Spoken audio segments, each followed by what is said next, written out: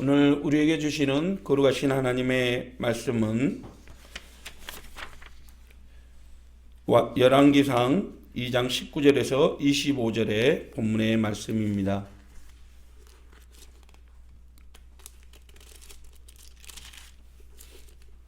하나님의 거룩한 말씀 일어서서 함께 봉독에 올리도록 하겠습니다.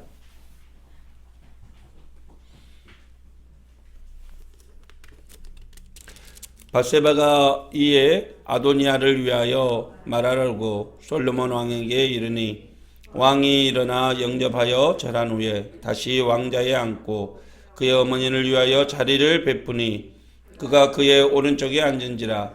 밧세바가 이르되 내가 한 가지 작은 일로 왕께 구하오니 내 청을 거절하지 마소서. 왕이 대답하되 내 어머니여 구하소서. 내가 어머니의 청을 거절하지 아니하리이다. 이르되 청하건대 수넴 여자 아비삭을 아도니아에게 주어 아내로 삼게 하소서. 솔로몬 왕이 그의 어머니에게 대답하여 이르되 어찌하여 아도니아를 위하여 수넴 여자 아비삭을 구하시나이까? 그는 나의 형이오니 그를 위하여 왕권도 구하옵소서. 그뿐 아니라 제사장 아비아달과 수리아의 아들 요압을 위해서도 구하옵소서 하고 여호와를 두고 맹세하여 이르되 아도니아가 이런 말을 하였은즉 그의 생명을 잃지 아니하면 하나님은 내게 벌 위에 벌을 내리심이 마땅하니이다. 그러므로 이제 나를 세워 내 아버지 다윗의 왕위에 오르게 하시고 허락하신 말씀대로 나를 위하여 집을 세우신 여호와께서 살아계심을 두고 맹세하노니 아도니아는 오늘 죽임을 당하리라고 요야다의 아들 분하냐를 보내매 그가 아도니아를 쳐서 죽였더라. 아멘. 이 말씀은 거룩하신 하나님의 말씀입니다. 5월 가정의 달을 맞이해서 자녀와 부모의 올바른 관계와 역할에 관한 말씀을 나누고자 합니다. 여러분은 효도하면 어떤 것들이 떠오릅니까? 카네이션, 효도 선물, 효도여행. 저는 몇 년 전에 봤던 이 사진 한 장이 아직도 10수년이 지났는데도 떠나지를 않습니다. 지난 2006년도에 일간지에 실렸던 독자 투고란의 사진인데요. 한 해 전에 어머니가 돌아가시고 시리에 잠긴 92세 되신 아버지 이선주 씨를 자식들이 위로하고자 아버지를 금강산에 여행 보내준 장면입니다. 그런데 문제는 이 노령의 아버지가 금강산 그 험한 길을 올라갈 수 있느냐라는 것이었죠. 그때 42살 된 막내 아들 이준익 씨가 어렸을 때 그 산에 나무하러 갈 때 지게를 지고 갔던 그것을 생각하고 아버지를 위해서 알루미늄으로 이 지게를 만들어 가지고 아버지를 지고 금강산을 올라가게 된 거죠. 사실 15kg의 지게 무게와 또 43kg의 아버지 무게를 더했으니 이 아들의 등짐은 얼마나 무거웠겠습니까? 나중에 아들의 이 등을 살펴봤더니 시퍼렇게 온몸이 멍이 들고 피멍이 가득했다고 합니다. 그런데 나중에 인터뷰했던 이 아들이 하는 얘기가 아버지가 자신 때문에 이 금강산 12,000봉을 둘러보고 행복해하는 것을 보고는 아버지가 또 가자고 한다면 100번 이상이라도 함께 갈 수 있겠다라고 고백했다라는 것입니다. 그렇습니다. 이 지게를 지고 가는 아들은 그 삶의 무게를 느끼면서 아버지가 나 때문에 조금이라도 더 행복하고 즐거웠으면 좋겠다라는 마음을 가지고 있었다는 것이죠. 그렇습니다. 반포지효라는 단어처럼 이 까치도 새끼가 자라면 어미까치에게 먹이를 물어다 줌으로써 효를 다한다라는 말처럼 늘 자식은 낳아주시는 부모, 길러주신 그 부모의 은덕을 잊지 않고 갚아 나가는 것이 당연하다라는 것이죠. 그것이 기본이다라는 것입니다. 하지만 우리 사회에는 아직도 그 기본조차 지켜지지 않는 것들이 너무나 많은 것입니다. 얼마 전에 현대판 고려장이라고 말하는 사건이 일어났는데 아버지를 이 지하철 입구에다 갔다가 내려놓고는 이 아들이 사라져 버린 거죠. 그런데 또 가슴 아픈 것은 경찰이 와가지고 아버지에게 집이 어디냐, 자식 이름이 뭐냐라고 물어도 끝까지 말 한마디 안 하더라는 것입니다. 사실 그것이 부모의 마음 아니겠습니까? 사실 부모는 자식의 허물까지도 덮어주고 그것을 위로해주고 싶은 것이 부모의 마음이겠죠. 동물 중에 자식 사랑이 많기로 소문난 동물이 있습니다. 바로 물속의 신사라고 불리우는 수달이죠. 이 수달은 가족 사랑이 넘쳐나기로 유명합니다. 삼국유사의 신주편에 보면은 수달에 관한 얘기가 기록이 되어 있는데요.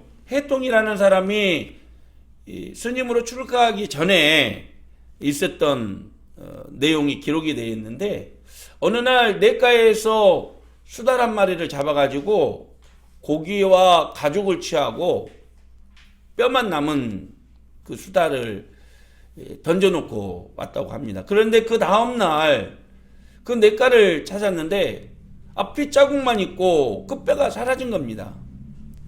핏자국을 따라서 쫓아가 보니까 어느 동굴로 이 핏자국이 연결이 되어 있는데 놀랍게도 그 안에는 뼈만 남은 그 수달이 어린 새끼 수달 5마리를 안고 있더라는 거죠. 뼈만 남은 채로도 자식들을 위해서 그렇게 사랑으로 보듬어주고 있었다는 것입니다. 그것을 보고 그는 마음에 깨달음을 얻고 출가를 했었다는 것이죠.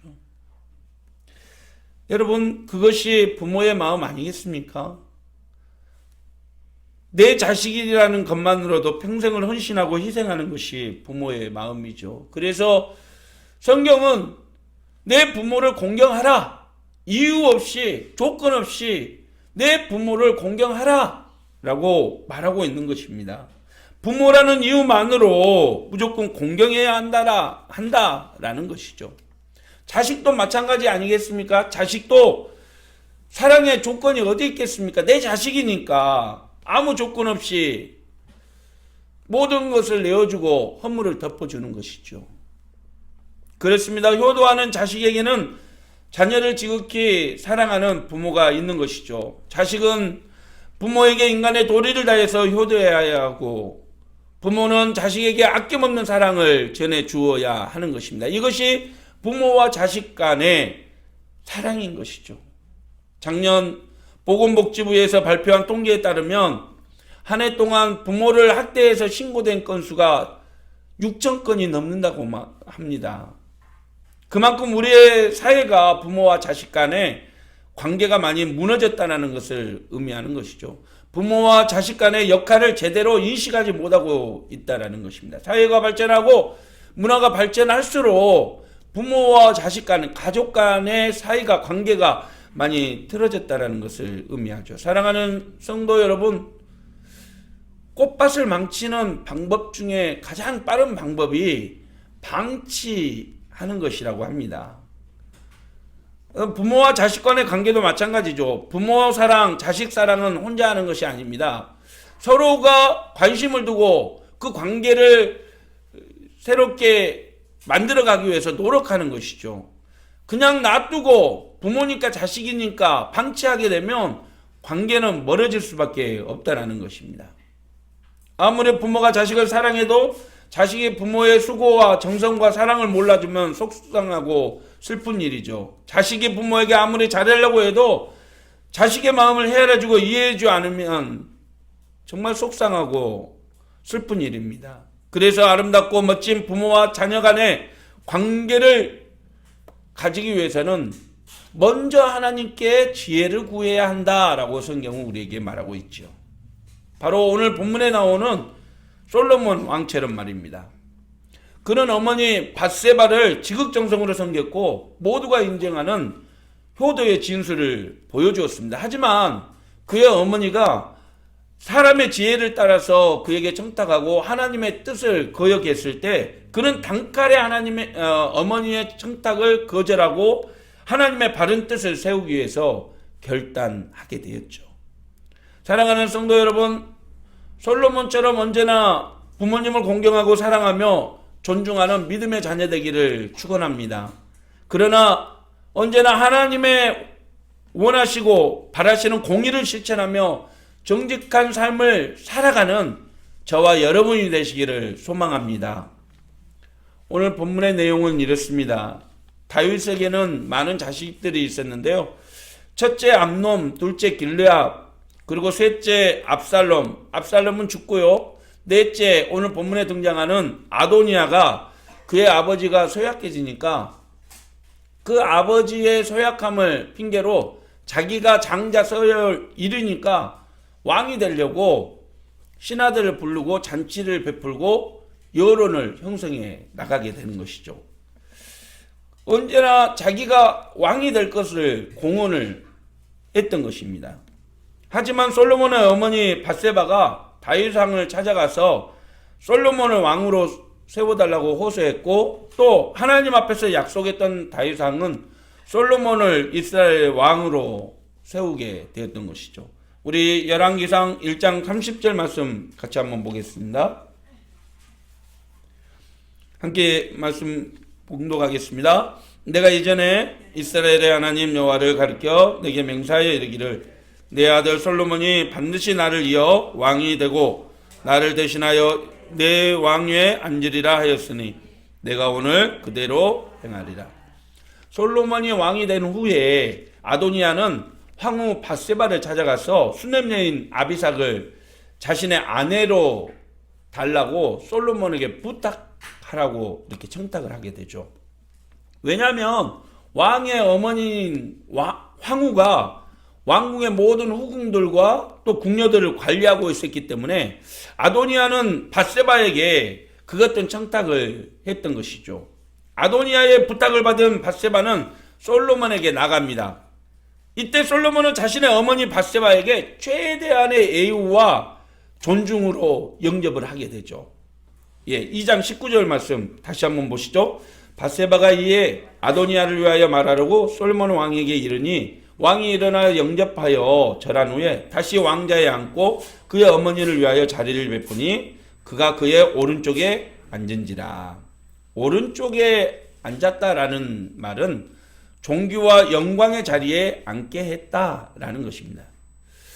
지금도 그렇지만 윗사람이 권력을 가진 윗사람이 자기의 자리에서 일어나서 영접하는 것은 쉽지 않는 것이죠. 다시 말해서 솔로몬 왕은 그의 어머니를 존경과 사랑의 마음으로 대했고 왕자에서 일어나 맞이했다라는 것입니다. 그만큼 효성이 뛰어났다는 것을 의미하죠. 하지만 놀랍게도 솔로몬 왕은 그의 어머니가 수냄 여인 아비삭을 아도니아에게 내어주라는 부탁을 받고 분노합니다. 그리고 자신의 형인 아도니아를 당장 처형하라고 명령을 하게 되죠. 그리고 분하냐를 통해서 결국 아도니아를 죽게 만듭니다. 왜 솔로몬은 자신의 형을 죽게 했을까요? 왜 그렇게 효자였던 솔로몬이 자신의 어머니의 부탁을 단칼에 거절을 했을까요? 저는 오늘 여기에서 오늘을 사는 우리에게 부모와 자녀 간의 관계, 또 지켜야 될 선, 그리고 우리가 추구해야 될 효도의 가치, 이런 거에 대해서 함께 그 교훈을 나눠보고자 합니다. 좋은 부모, 좋은 자녀가 되기 위해서 반드시 필요하고 반드시 지켜야 될 그러한 원칙은 무엇인가 라는 것이죠. 첫째, 오늘 본문을 통해서 찾을 수 있는 교훈은 자신의 자리를 잘 찾아가야 한다라는 의미입니다. 자기의 자리를 찾아가야 한다. 부모는 부모의 자리, 자녀는 자녀의 자리를 잘 찾아야 된다라는 의미죠. 자리를 찾는다라는 것은 무엇을 의미할까요? 자리를 찾는다라는 것은 부모나 자녀로서의 역할이나 자세, 또 갖춰야 될 언어나 행동, 분별력을 갖춘다라는 것을 의미하는 것입니다. 오늘 본문에서 보면 밧세바는요, 자기의 자리를 찾지 못했습니다. 아도니아가 수냄 여인 아비삭을 자신의 아내로 달라고 요구를 했는데, 사실 아도니아가 아비삭을 사랑해서 달라고 한 것은 아니었습니다. 사실 당시의 관습에 의하면 왕위를 물려받을 때 왕의 여자들이 거처하는 하렘이라는 공간도 물려받았기 때문에 이 아비삭은 선왕 다윗의 후궁의 역할을 했습니다. 그러니까 그 선왕의 후궁을 달라고 하는 것은 그 왕권까지도 차지하겠다라는 욕심이 담겨져 있었다는 것이죠. 공식적인 왕권에 대한 도전을 요구를 했던 것입니다. 그래서 솔로몬은 아무리 자기의 어머니라 할지라도 한 나라의 운명이 걸린 일에 대해서 단호하게 대처를 했던 것이죠. 효도냐 정치냐의 문제가 아닙니다. 하나님의 언약에 관한 문제였던 것이죠. 자신의 자리를 찾지 못한 밧세바는 결국 이 일로 인해서 동생이 형을 죽이는, 그래서 결국 동생이 불효자가 되는 그런 결과를 만들게 되었다는 것이죠. 아도니아도 마찬가지입니다. 그도 아버지 다윗 앞에서 공공연하게 왕위를 찬탈하기 위해서 시도를 했던 것이죠. 또 솔로몬이 왕이 된 후로도 아버지와 하나님의 뜻을 따르지 않는 채 자신의 욕심을 그대로 드러내며 자기 자리를 지키지 못했던 것이죠. 결국 어머니로서의 역할, 자리를 지키지 못했고 형으로서의 자리, 역할을 지키지 못했던 것입니다. 그렇습니다. 아무리 부모라고 해도 안 되는 것이 있죠. 아무리 자녀라고 해도 부모에게 요구해서는 안 되는 것이 있습니다. 그것이 자기의 자리, 자기의 역할인 것이죠. 밧세바는 아무리 아도니아가 수냄 여인 아비삭을 자기의 아내로 달라고 해도 하나님의 말씀에 어긋난다고 하면 단칼에 잘라야 되는 것이죠. 하나님의 언약에 벗어났다고 한다면, 말씀에 틀렸다고 한다면 거기에 대해서 제대로 가르쳐 줘야 된다는 것입니다. 아도니아 역시 하나님의 뜻을 저버린 채 어머니에게 그렇게 불의한 청탁을 해서는 잘못이고 안 되는 것이었던 거죠. 사랑하는 성도 여러분, 부모와 자녀로서의 자기의 자리를 잘 찾아가는 믿음의 성도 되기를 축원합니다. 자녀라고 한다면 부모의 허물이나 또 부모의 역할에 대해서 감나라 판나라 이래라 저래라 그렇게 요구할 수 있는 것이 아니죠. 부모도 마찬가지입니다. 자식의 인권, 자식의 생각을 존중해주고 자식의 꿈을 펼쳐나갈 수 있도록 기도해주고 그것이 하나님의 뜻에 부합하도록 이끌어주고 훈계하고 양육해야 되는 것이 부모의 역할인 거죠. 특별히 여러분, 말이나 행동으로서 부모와 자식에게 상처 주지 않는 우리가 되기를 소망합니다. 위로와 사랑과 격려의 말, 힘을 줄 수 있는 그런 행복한 말로 부모와 자녀를 섬겨나가는 저와 여러분이 되시기를 축원합니다. 자기의 자리를 지켜나가는 것, 이것이 좋은 부모, 좋은 자녀의 필수 조건 아닐까요? 여러분, 믿음의 자녀로서 저와 여러분이 예배의 자리, 또 기도의 자리, 또 섬김의 자리를 잘 지켜나감으로써 자식들은 그 부모의 모습을 통해서 변화받고, 또 부모는 자식들을 위해서 그렇게 사랑으로 헌신함으로써 하나님이 축복하는 우리의 가정, 자녀들, 부모님 되기를 주님의 이름으로 축원합니다. 두 번째, 부모나 자녀들을 노엽게 하지 말아야 한다는 것이죠. 좋은 부모, 좋은 가정, 좋은 자녀들, 그런 관계를 만들기 위해서는 노엽게 하지 말아야 된다는 것입니다. 요즘 제가 좋아하는 프로그램 중 하나가 개는 훌륭하다라는 프로그램입니다. 아예 세상에 옛날 개들은 그냥 발길질을 해도 그냥 졸졸졸졸 잘 따라오던데요. 요즘 개들은 왜 그렇게 무섭고 싸나운지 모르겠어요. 그런데 이 프로그램에 나오는 개 조련사, 훈련사 강영욱 씨가 그 했던 말이 아직도 저는 기억이 많이 남는 것 같아요. 개를 기르는 가정에는 개에게 문제가 생기면 반드시 세 가지의 유형의 문제 때문이라고 지적을 한다고 합니다. 세 가지 유형. 첫째는요, 주인이 개를 너무 과잉 보호하기 때문에 개가 버릇이 나빠져서 생기는 문제라고 하고요. 두 번째로는 또 너무 개를 안 돌보고 방치해서 그렇게 생기는 문제라고 합니다. 그리고 세 번째 문제, 이게 중요한데요. 이 개에 대해서, 이 반려묘에 대해서 가족으로 대한 것이 아니라 무슨 장난감처럼 소모품처럼 학대함으로써 문제가 생기는 거란 거죠. 그러니까 이 세 가지 유형 중에 가장 안 좋은 유형이 바로 이 학대의 유형이라는 것입니다. 이렇게 학대받은 개들은요, 반드시 다른 개들이나 다른 사람들을 공격하는 습성을 가지게 된다는 거죠. 그 영향력 때문이라는 것입니다. 부모와 자녀도 그러지 않을까요? 어린 자녀를 양육할 때 과잉 보호해서도 안 되고 자녀들 방임해서도 안 됩니다. 더더욱 학대해서도 안 되는 것이죠. 오늘 바울 사도는 에베소 교회 성도들에게 이렇게 말하고 있죠. 우리 한번 말씀 볼까요? 또 아비들아, 너희 자녀를 노엽게 하지 말고 오직 주의 교훈과 훈계로 양육하라. 여기에서 노엽게 하다라는 단어는 자녀를 모질게 대해서 화나게 만들다라는 뜻을 담고 있습니다. 부모들이 자녀들을 노엽게 하는 이유는 단 한 가지죠. 그것은 부모가 자신의 감정이나 가치관만으로 자녀를 모질게 대하기 때문이라는 것입니다. 자녀도 마찬가지입니다. 요즘 뉴스에 보면 부모를 방치하고 학대하는 자녀들이 심심치 않게 등장합니다. 연로하신 부모를 사랑으로 돌보는 것은 자녀의 당연한 의무와 역할인 거죠. 사실 바울은 부모나 자녀가 피차 복종의 원리로 대해야 된다라는 것을 강조했습니다. 부모가 자녀에게 복종한다는 것은 예예하면서 방임하는 것이 아니라 자녀의 뜻을 잘 살피고 또 그 감정을 이해하고 자녀를 인격적으로 대우한다는 것을 의미하죠. 오늘 본문에서 밧세바는 솔로몬 왕에게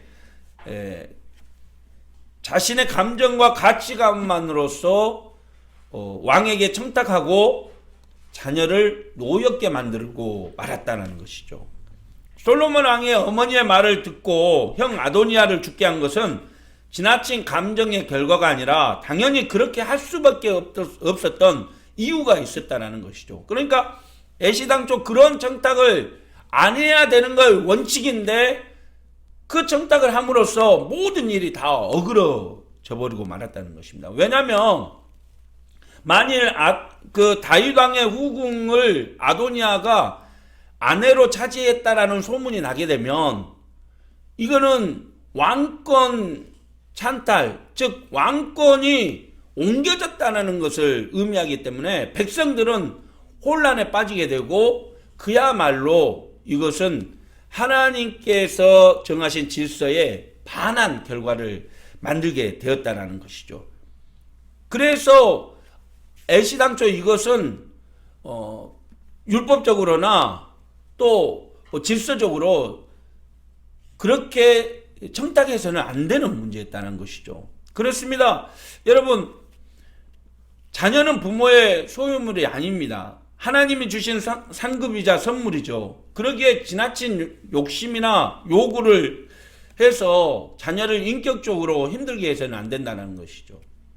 이 밧세바는 그것을 몰랐다는 것입니다. 내 자녀니까 당연히 아도니아가 요구하는 이런 정도는 들어주겠지라는 생각으로 요구를 했다는 것이죠. 부모를 대할 때도 마찬가지죠. 여러분, 순종과 겸손의 자세로 부모를 공경해야 되지, 부모를 윽박지르고 부모에게 공격을 하게 되면 결국 그것 또한 다른 자세가 된다는 것이죠. 오늘 에베소서 6장 1절에 바울은 이렇게 우리에게 명령하고 있습니다. 자녀들아, 주 안에서 너희 부모에게 순종하라. 이것이 옳으니라. 내 아버지와 어머니를 공경하라. 이것은 약속이 있는 첫 계명이니 이로써 내가 잘되고 땅에서 장수하리라. 부모에게 순종해야 하는 것은 인간이 가져야 될 가장 중요한 덕목 중에 하나라는 것입니다. 부모를 공경하지 않는 것은 하나님을 공경하지 않는 것과 마찬가지라는 거죠. 눈에 보이는 부모도 공경하지 않으면서 눈에 보이지 않는 하나님을 잘 섬기고 사랑하고 있다, 하나님을 공경하고 있다라는 것은 어부성설이라는 것입니다.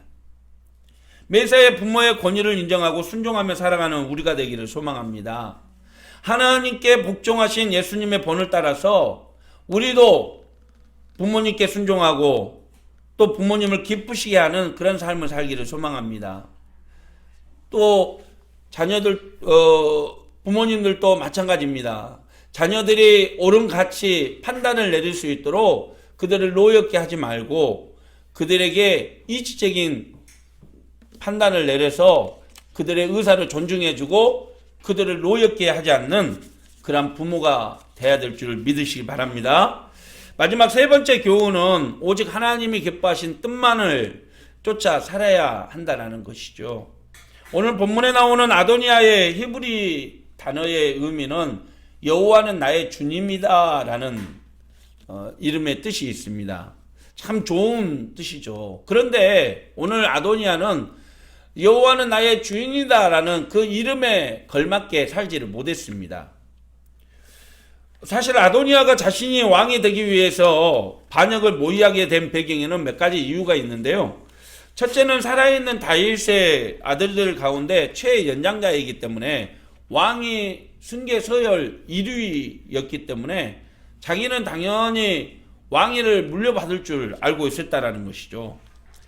그리고 성경에는 아도니아가 용모가 준수하고 총명했다, 다윗으로부터 참 총애를 받았다라고 기록이 되어 있습니다. 세 번째는 주변에서 자기를 부추가는 그 세력들이 너무 많았던 거죠. 그러니까 정치적인 기반이 좋다 보니까 나는 당연히 우리 다윗 이 왕 대신해서 왕위를 물려받을 수 있겠구나라고 생각을 가지고 있었다라는 것이죠. 하지만 아도니아가 정말 어리석었던 것은 왕을 세우고 패하는 일은 하나님의 주권에 달려있다는 것을 잊어버렸다는 것입니다. 이스라엘이 어떻게 세워진 나라냐? 하나님이 다스리는 신정국가로 세워진 나라라는 것이죠. 결국 하나님의 뜻을 거슬려 스스로 왕이 되려고 했던 아도니아의 계획은 결국 숲으로 들어가고 성공할 수 없는 만용에 지나지 않았다는 것입니다.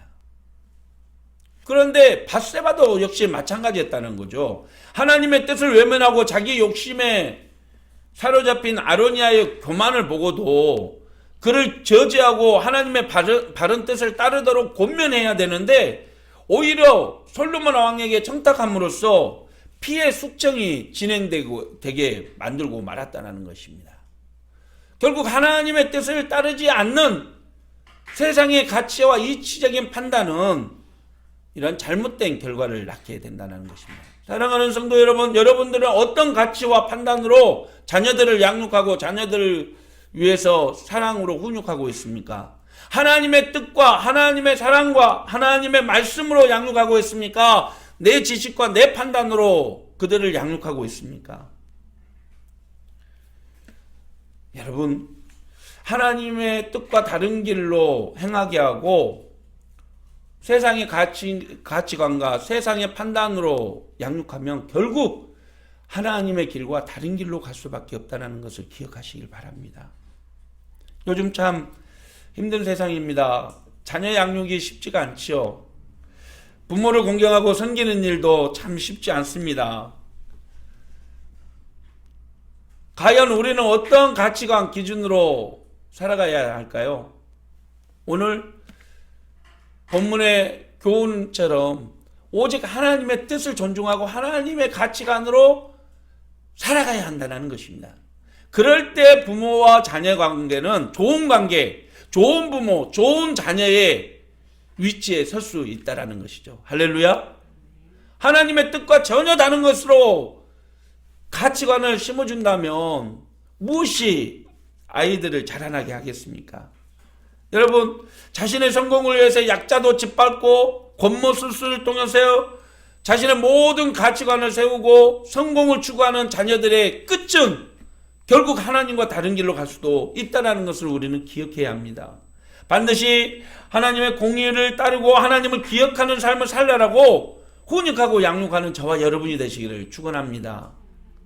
우리는 하나님이 세우신 신앙의 전수자들입니다. 내 자녀, 내 자식, 내 이웃들, 내 형제들에게 하나님의 바른 가치관으로 살아가라고 권면하고 그들에게 그 사랑으로 전해줘야 될 의무가 있다는 거죠.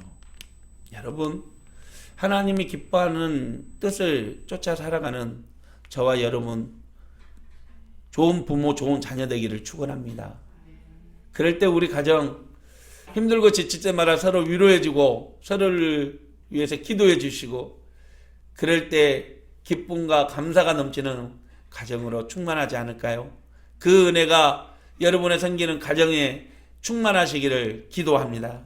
말씀 마칩니다. 오늘날 많은 사람들이 가정의 위기, 부모와 자식 간의 위기의 시대라고 말을 합니다. 가정은 사회를 구성하는 최소한의 공동체이자 인간이 세상의 모진 풍파를 버텨낼 수 있는 가장 튼튼한 울타리라고 말을 하죠. 힘들고 지친 자녀들이 어디 품에서 울겠습니까? 어디 품에서 힘과 용기를 얻겠습니까? 부모 아니겠습니까? 부모는 또 누구에게 위로받고 이 힘들고 모진 세상을 견뎌내겠습니까? 사랑하는 자식들을 바라보며 그 힘과 용기를 얻지 않겠습니까? 하나님이 기뻐하시는 좋은 부모, 좋은 자녀가 되기 위해서 반드시 기억하십시오. 여러분, 자기 자리, 부모의 자리, 자녀의 자리를 꼭 기억하시고 그 자리에 아름답게 설 수 있는 저와 여러분이 되시기를 소망합니다. 언제나 하나님의 뜻을 가르치고 자녀들을 노엽게 하지 말고 부모들을 노엽게 하지 말고 하나님이 기뻐하는 삶을 살 수 있도록 늘 우리의 부모, 우리의 자녀들을 위해서 기도해 줄 수 있는 저와 여러분이 되시기를 소망합니다. 아름다운 우리 가정을 통해서 자손 대대로 하나님의 뜻이 온전히 세워지는 신앙의 명가를 이루는 성도들의 가정 되기를 주님의 이름으로 축원합니다. 기도하겠습니다. 사랑의 하나님 아버지, 우리에게 아름다운 가정을 주시고 사랑하는 후손들을 허락하여 주셔서 그들을 통해서 하나님의 말씀과 믿음이 전수되게 하심을 감사합니다.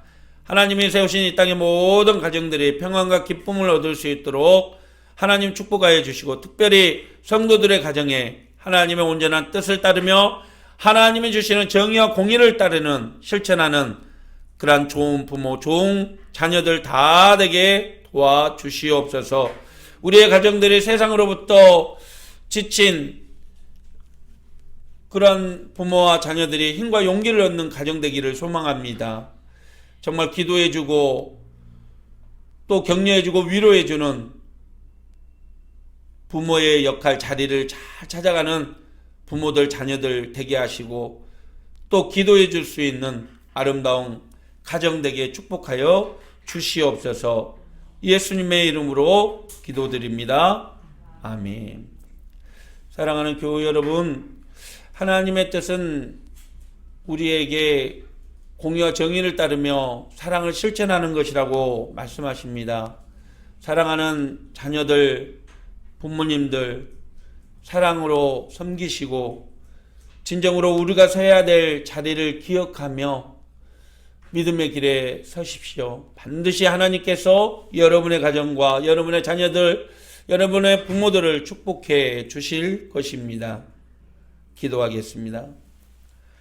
이제는 우리에게 참된 평화와 기쁨과 안식을 주시기 위해서 자신의 모든 것을 내어주시는 우리 주 예수 그리스도의 무한하신 은혜와 가정을 세우시고 참 평화와 기쁨을 가져다 주시기 그 은혜와 사랑을 부어주시는 하나님 아버지의 크고 놀라우신 사랑과 언제나 참된 평화가 가득하도록 늘 하나님의 뜻을 쫓아 살아가는 가정 되도록 도우시고 이끄시고 함께 동행해 주시는 성령님의 은혜의 역사하심이 오늘 또 좋은 부모, 좋은 자녀로 하나님의 뜻을 세우며 살아가기로 다짐하는 모든 성도들 머리 위에, 가정 위에, 삶 위에 하는 모든 일 가운데 이 교회 위에, 이 나라 이 민족 위에, 세계 열방 위에 이제부터 영원토록 함께 계시기를 간절히 축원하옵나이다. 아멘.